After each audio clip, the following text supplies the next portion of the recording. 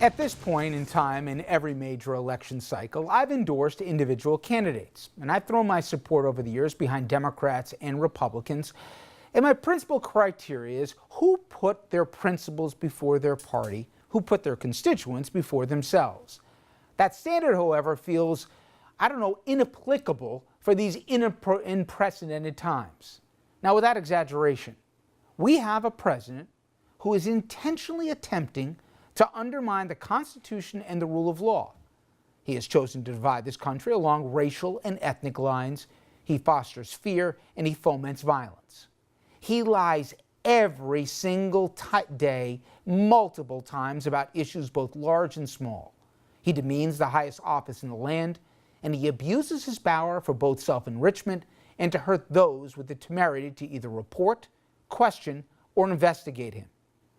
If the Founding Fathers, in their infinite wisdom, ever envisioned Trump or his ilk could ascend to the presidency, they would have expected that the separation of powers that they put in would have ensured that patriots in the legislative and judicial branches would stand tall and not let a lying bigot rip this country apart with conspiracy theories and hate just to cover his backside.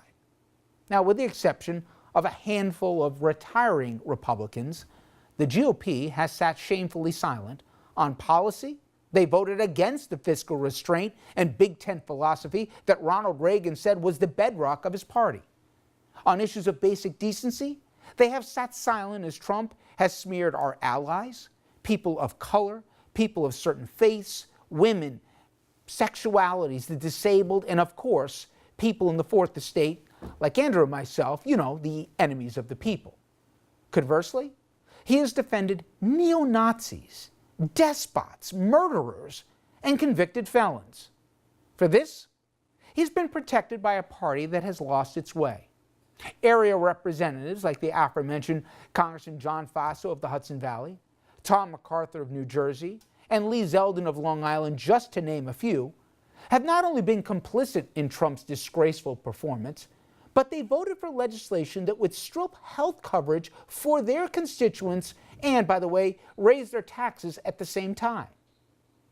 They and every Republican on the ballot this year have shown they neither have the spine nor the good sense to say no or no more. Andrew laid out the stakes that await us after Tuesday, and I, for one, am no longer willing to take a chance that people will stand up and do the right thing. We've had 2 years to wait for that, and I'm still waiting. Come Tuesday, I think you vote for a party that at least will say no to this president.